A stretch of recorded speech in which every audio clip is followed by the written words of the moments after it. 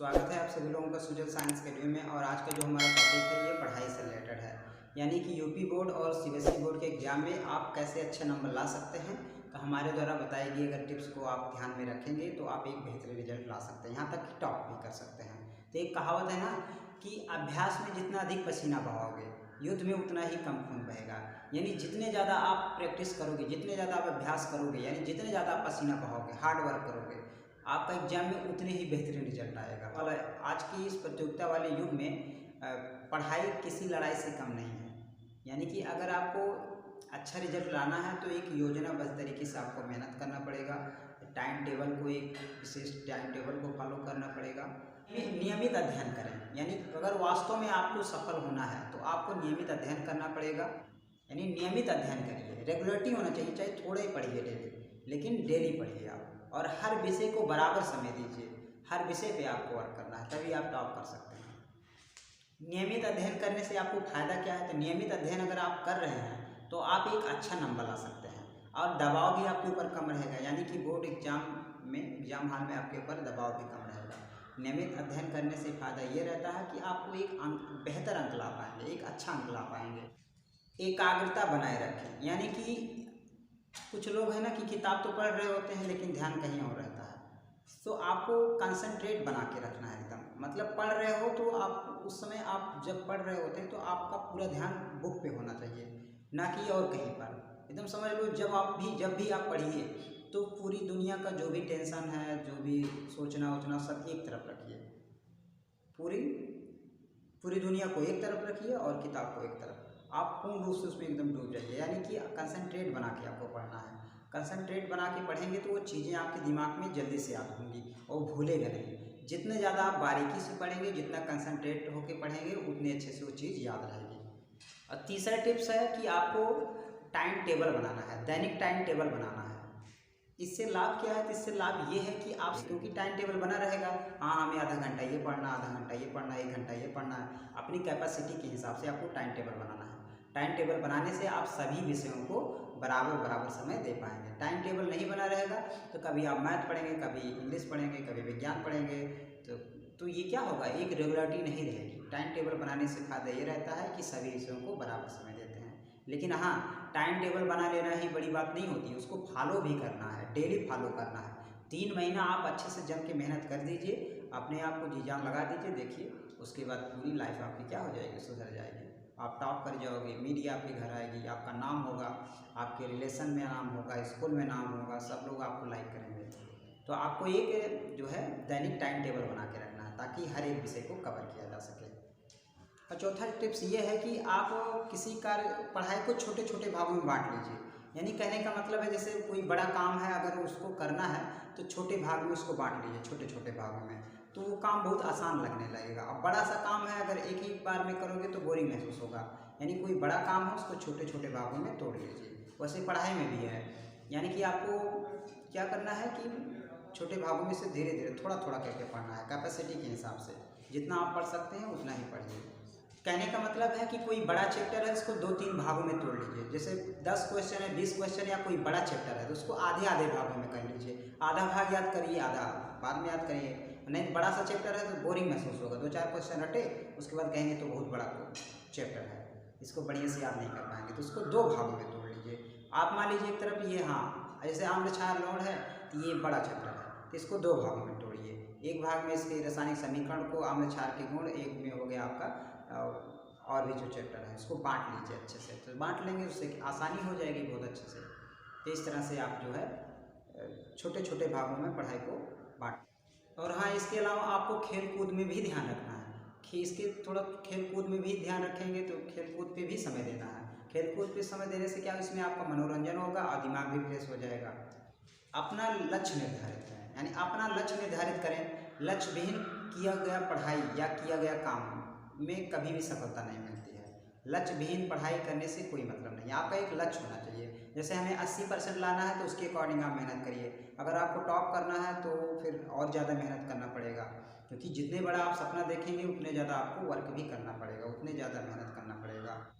किसी विषय को कितने दिन में पूरा करना है, किसी चैप्टर को कितने दिन में पूरा करना है, यानी कि इतना सिलेबस हमें कितने दिन में जो है पढ़ जाना है।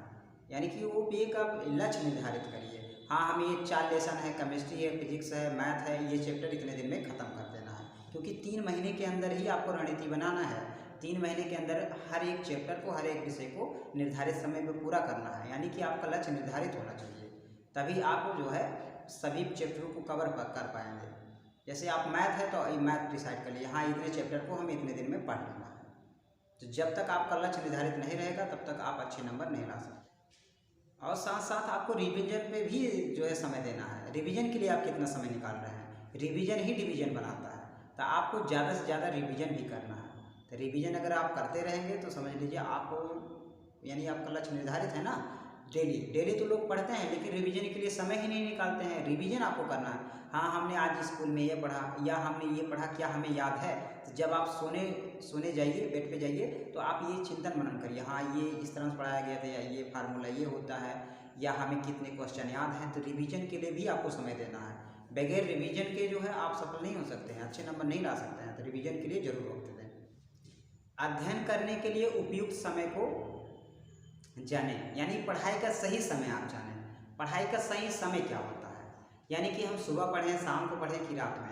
तो आप चाहे जब पढ़िए, जब आपकी बॉडी जब भी कंफर्टेबल महसूस करें, आप जब भी आप कंफर्टेबल महसूस करें, यानी अपने आप को बहुत आरामदायक महसूस करें, तभी आप पढ़ाई करें। तो कुछ लोग हैं सुबह पढ़ाई करते हैं उठ के, कुछ लोग शाम को, कोई रात में। तो आपकी बॉडी जिस हिसाब से आपको सस्टेनेबल कर पाए, यानी जब आप अपने आप को रिलैक्स महसूस करते हो तभी आप पढ़ें। सुबह आप तो सुबह सभी लोग एनर्जेटिक होते हैं। सुबह जब भी सो के उठते हैं तो शरीर में कुछ ज़्यादा ताजगी रहती है, तो सुबह पढ़ा हुआ चीज़ ज़्यादा याद रहता है। तो हमारे हिसाब से अगर आप सुबह ज़्यादा पढ़ते हैं तो फिर बहुत अच्छा है। बाकी आप जो है जब भी आपकी जैसी भी हैबिट हो, यानी रात में चाहे सुबह हो या फिर शाम में हो, तो चाहे जब भी हो उसमें कोई दिक्कत नहीं है। हर स्टूडेंट का पढ़ने का तरीका अलग अलग होता है। कोई मॉर्निंग में पढ़ता है तो कोई रात में तो कोई शाम को। पढ़ाई उसी वक्त करें जब आपका शरीर पूर्ण रूप से तैयार हो। किसी से सहायता लेने के लिए संकोच। ऐसे विद्यार्थी जो प्रश्न पूछते हैं वो कुछ समय के लिए मूर्ख होते हैं, लेकिन जो कभी प्रश्न नहीं पूछता है वो जिंदगी भर के लिए मूर्ख होता है।